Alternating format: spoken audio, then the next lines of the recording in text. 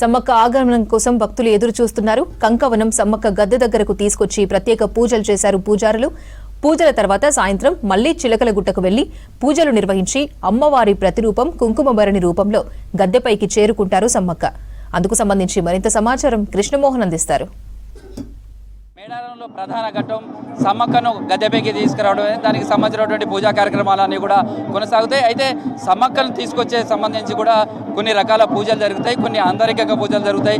దానిలో భాగంగానే అమ్మవారు అంటేనే కంకవనంగా భావిస్తాము, వనదేవతలుగా చేస్తాం. అయితే సమ్మక్కకు సంబంధించినటువంటి చిలకలగుట్ట నుంచి కూడా కంకవనాన్ని తీసుకొస్తారు. మొదట అది కూడా ఉదయం గుడి దగ్గర పూజా కార్యక్రమాలు అన్నీ తీసుకొచ్చిన తర్వాత అమ్మవారి ప్రతిరూపంగా కంకవనాన్ని తీసుకుని వచ్చారు. ఈ కంకవనాన్ని తీసుకుని వచ్చిన తర్వాత ఇక్కడి నుంచి పోతురాజు, సమ్మక్కకు సంబంధించినటువంటి పోతురాజు ఉంటారు, వనం పోతురాజు అంటారు, ఇంగ్లీష్ మీడియం స్కూల్ దగ్గర ఉంటుంది. పోతురాజు దగ్గరికి తీసుకువెళ్ళినటువంటి కంకవనాన్ని అక్కడ ఉంచుతారు. అక్కడ ఉంచి అమ్మవారికి తీసుకువెళ్తున్నాం అనుజ్ఞ వివాలు అంటూ కూడా అమ్మవారికి సంబంధించినటువంటి కంకవనాన్ని ఏదైతే తీసుకువస్తారో అదంతా కూడా గ్రామం నుంచి అంతా కూడా తీసుకువస్తూ మొత్తం అమ్మవారికి స్వాగతం పలుకుతుంటారు. వాళ్ళ కుటుంబ సభ్యులు కావచ్చు, వాళ్ళంతా కూడా ఈ రోడ్డు మీద నీళ్లు ఆరబోయటం తర్వాత ఇవన్నీ కూడా చేస్తారు. ఇక్కడ కంకవనానికి సంబంధించి కూడా మనం చూడొచ్చు. ఆ కంకవనంను తీసుకొని వీళ్ళు ఇప్పుడు మళ్ళీ గద్దెల దగ్గర వెళ్తారు. ఈ గద్దెల దగ్గర ప్రతిష్ఠించడం తర్వాత ఇవన్నీ చేసిన తర్వాత మాత్రమే అమ్మవారికి సంబంధించినటువంటి కార్యక్రమం జరుగుతుంది. అయితే కంకవనానికి సంబంధించినటువంటి దాన్ని తీసుకురావడం కావచ్చు, ప్రస్తుతం ఏదైతే పూజలు నిర్వహిస్తారో అమ్మవారికి సంబంధించినటువంటి వాళ్ళు వాయిద్యాలు కావచ్చు, డోలుకు సంబంధించినటువంటి కావచ్చు, ఈ కార్యక్రమాన్ని కూడా జరుగుతున్నాయి. అమ్మవారిని తీసుకొచ్చే క్రమంలో ఆ కంకవనంలో ఉన్నటువంటి దాన్ని ఇక్కడ ఈ చప్పుళ్ళు కావచ్చు ఇవన్నీ కూడా ఈ కంకవనాన్ని గద్దెపైకి తీసుకువెళ్తారు. తీసుకువెళ్ళిన తర్వాత అమ్మవారికి సంబంధించినటువంటి గద్దెపైన పూజ అవన్నీ కూడా చేస్తారు. అక్కడి నుంచి మళ్ళీ తిరిగి సమ్మక్క గుడికి చేరుకుంటారు. ఆ గుడికి చేరుకున్న తర్వాత మాత్రమే అమ్మవారికి సంబంధించి కూడా చిలకలగుట్ట వైపు వెళ్తారు. చిలకలగుట్ట తీసుకొచ్చినటువంటి అమ్మవారికి ఏదైతే పూజలు చేస్తారో వాళ్ళకి సంబంధించినటువంటి అమ్మవారిని మెప్పిస్తారు. అమ్మవారిని మెప్పించడం, అమ్మవారికి సంబంధించినటువంటిది మళ్ళీ సాయంత్రం ఏదైతే అమ్మవారిని చిలకలగట్టు నుంచి కిందకు తీసుకొస్తారో దానికి సంబంధించినటువంటి ప్రాసెస్ అంతా కూడా జరుగుతుంది. ప్రస్తుతం మనం కూడా చూడొచ్చు, అమ్మవారికి సంబంధించినటువంటి వనం ఏదైతే వనం ఉంటుందో ఆ వనాన్ని అమ్మవారికి ప్రతిరూపంగా చూస్తాం. ఆ వనానికి సంబంధించి కూడా ఉంది.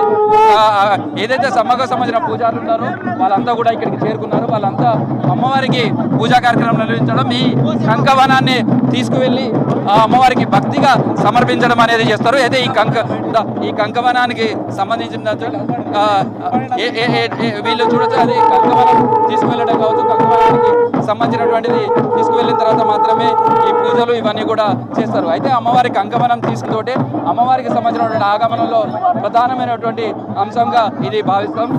ప్రస్తుతం అయితే పూజారి అరుణ్ కూడా ఉన్నాడు, ఆయనతో కూడా మాట్లాడదాం. ప్రస్తుతం కంకవనానికి సంబంధించి కూడా చూస్తాం. అయితే అమ్మవారి ఆగమనానికి సంబంధించినటువంటి దాంట్లో కూడా ఎవరైతే ఉన్నారో దానికి పూజా కార్యక్రమాలు కావచ్చు అవన్నీ కూడా కొనసాగుతుంటాయి.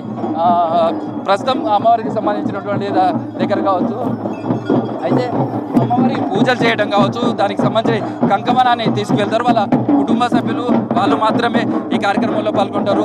దీనికి పోలీసుల మూడంచెల భద్రత ఉంటుంది. సేమ్ టైంలో తుడుము దెబ్బకు సంబంధించినటువంటి వాళ్ళంతా కూడా ఉంటారు. భారీ భద్రత మధ్య కంకవనాన్ని ఇప్పుడు అమ్మవారికి సంబంధించినటువంటి గద్దెపైకి తీసుకెళ్తారు. ఆ గద్దె దగ్గర ప్రతిష్ఠించడంతో ఈ పూజకు సంబంధించినటువంటి జరుగుతుంది. దానికి సంబంధించినటువంటి ప్రాసెస్ అంతా ప్రస్తుతం ఇక్కడ జరుగుతుంది. ఇక్కడ మనం సమ్మక్క గుడి ఎక్కడ ఉందో ఈ సమ్మక్క గుడి దగ్గరకు చేరుకున్నాం. ఈ గుడి దగ్గరనే మొత్తం మనకు సంబంధించినటువంటి ఫ్యామిలీ మెంబర్స్ కావచ్చు వాళ్ళంతా కూడా ఇక్కడికి చేరుకున్నారు.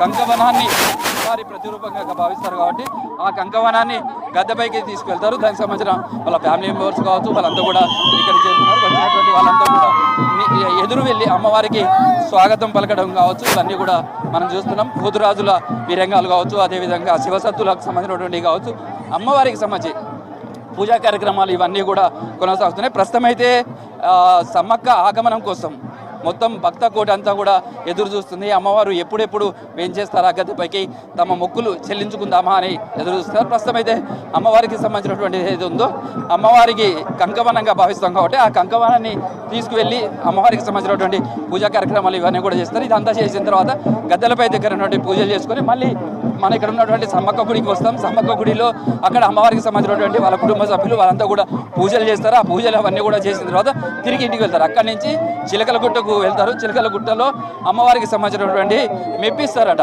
అంటే అమ్మవారిని మెప్పించి అక్కడ పూజలు చేయడం ఇవన్నీ కూడా పూర్తి చేసుకున్న తర్వాత సాయంత్రం 8-8:30 తర్వాత మాత్రమే అమ్మవారికి సంబంధించినటువంటి ఆగమనం మొదలవుతుంది. ఆ సమయంలో జిల్లా ఎస్పీ గాలిలోకి కాల్పులు జరిపి అమ్మవారి ఆగమనానికి సంబంధించినటువంటి సూచన చేస్తారు. అప్పుడు సమ్మక్క అక్కడి నుంచి బయలుదేరుతుంది. భారీ భద్రత మధ్య లక్షలాది మంది భక్తుల జై సమ్మక్క తల్లి అంటూ నినాదాల నేపథ్యంలో అమ్మవారిని గద్దెలపైకి తీసుకురావడం ప్రధాన ఘట్టం రెండో రోజు పూర్తవుతుంది. ఇద్దరు అమ్మవార్లు గద్దెలపై ఉండడం, అదేవిధంగా పగడిద్రాజు గోవిందరాజులు ఉన్న సమయంలో వాళ్ళంతా కూడా భక్తిగా తమ మొక్కులు చెల్లించుకుంటారని చెప్పొచ్చు.